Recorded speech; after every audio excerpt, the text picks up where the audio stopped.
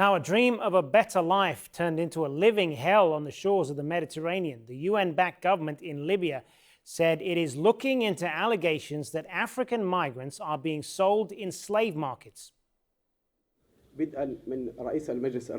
We are, from the head of the Presidential Council to the Interior Ministry and the department working against illegal immigration, dealing with this issue. There have been instructions to form an investigative committee to find the truth and capture those responsible and take them to court to be punished. Now, according to reports, the trade works by preying on the tens of thousands of vulnerable people who risk everything on what's been described as the deadliest route on earth. They use smartphones to connect with people smugglers to get them to the coast in the hope that they can cross the Mediterranean into Europe. Mahmoud Abdelwahed reports from a detention center in the capital, Tripoli. These migrants were rescued by Libya's Coast Guard in the Mediterranean and brought here to this detention center in the Libyan capital, Tripoli. Now, they are from several African countries, and they say they have fled war, poverty and unemployment in their countries. Some of them say they have nothing at all to live on in their own countries. They have taken a tough journey through the desert, and they have paid people smugglers to get to Libya to try to cross the Mediterranean to Europe. With security and financial collapse in Libya, human trafficking and smuggling have become a growing trade. Not only African migrants who risk their life, but also many Libyan locals pay people smugglers to get to Europe through the Mediterranean.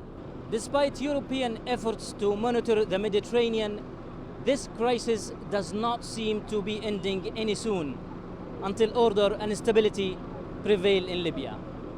There is no proper registration for the tens of thousands of migrants when they arrive in Libya. Many are from West Africa, but also Somalia, Sudan and Eritrea.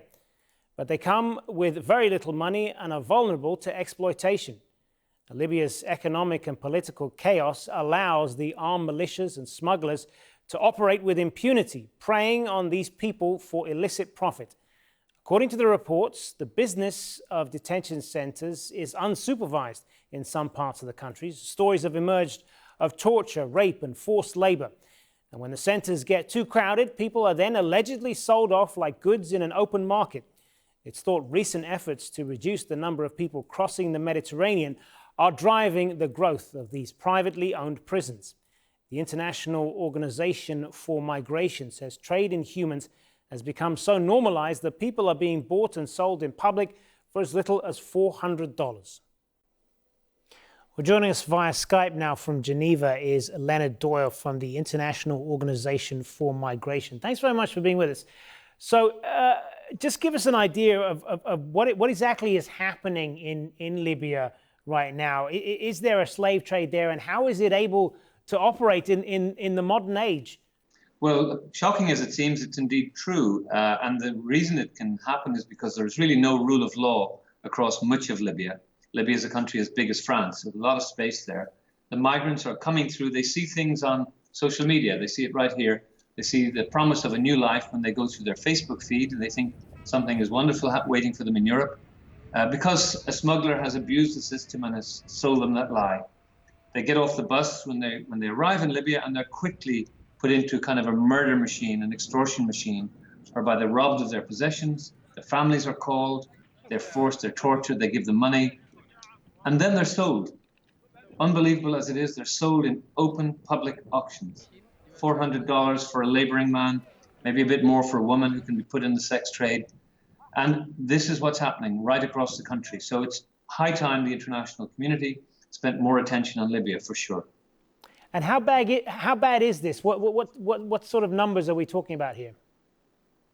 Well, there's about 1 million migrants living and working in Libya. They're not certainly all of them wrapped up in this, but many are being abused and extorted. The government is doing what it can. There are big issues in the country in terms of rule of law. The government does not control all of the country by any means. We work with the government to try and help them in the places where they keep migrants in detention. We wish they didn't. We want the detention centres closed down. But we also want to be there to bear witness and to make sure that the human rights abuses that have been reported and that are happening are at least not happening in the government centres. It's very difficult to control areas under the militia control, as is well aware to everybody. This is a very, very lawless country, and it's incredibly difficult to look after the welfare of the migrants. But what is particularly important now, I think, is that this issue is reaching global attention. Indeed, and a lot of people will be shocked to know that this is a functioning slave trade economy that exists in the modern world. I mean, it is indeed shocking. The modern-day slavery is widespread right around the world, and Libya is by no means unique. It's happening in the developed countries of the world and the undeveloped countries of the world. But I think what's particularly shocking is that this is happening effectively in the open, where people can go to a farmhouse, place a bid, and end up owning, quote unquote, a human being. So what needs to be done then to combat this? I mean, we've heard French President Emmanuel Macron this week calling for the UN to act in this regard. What needs to be done? Well, I think the first thing that's happening is very important, which is a sense of collective outrage, which is affecting the politicians. We're seeing a call, as you rightly said, from the President of France. We've seen it from many, many people. Many leaders across Africa have come up and said this is unacceptable, and they've been talking to their Libyan counterparts and saying, what can be done? The what can be done, a lot of it's already happening. There's a lot of money and effort being spent by the European Union, in particular in Libya, in helping improve the rule of law, improve the conditions of migrants, but it needs to go a lot further. We need to see United Nations boots on the ground. There are some United Nations military in the country, but not enough, and they're not there to impose the peace, but they are there to protect the UN workers so that that can increase, so that there can be more humanitarian work. At the moment, it's a difficult and dangerous country to work in, and we need to expand that.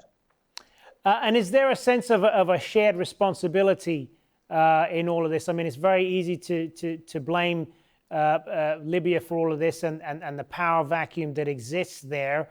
But this is a result of the fall of Gaddafi, which many Western nations had supported back in 2011. And there is the ongoing issue of migration to Europe and the lack of coordinated action by European nations there. So does more need to be done as far as the international cooperation on this? Well, I think it's kind of easy to have that narrative that you've just given, and and that's part of the story, undoubtedly. But the notion that that because one dictator was removed from power, that that's the reason for all this happening. Well, I think that it's got to be more than that. I mean, this is everybody's responsible for their own lives, and the fact that there's lack of rule of law or lack of central control in Libya is down to the civil war that's engulfed the country at the end of the day. But there is an international responsibility, which is to help when there's when there's a vast and huge humanitarian problem, as there is in Libya, and that's what needs to happen. We need to see a more assertive international reaction. I think it's, there are many reasons that people are moving through Libya, and I would suggest that it's not always the ones we point to. Part of it is, as I said, technology is changing, and so people can use a smartphone to figure out how to get there where they couldn't in the past. There is all sorts of issues like, are the states people come from, are they, appropriate? Is the leadership giving enough opportunities to its citizens? Is there enough transparency? Are there gender issues? More broadly, are there climate change issues which are driving people off the land because they can't make a living and encouraging them to take a journey north? Are there issues of, humanitarian issues like people being forced through violence to leave? Are they in fact refugees? So there's many parts of the story. I think the problem is that we've ignored this story because these were poor people from sub-Saharan Africa, and finally it's come to public attention and people are paying a bit more attention than they have been in the past. Leonard Doyle, good to speak with you. It's a pleasure. Thank you for inviting IOM.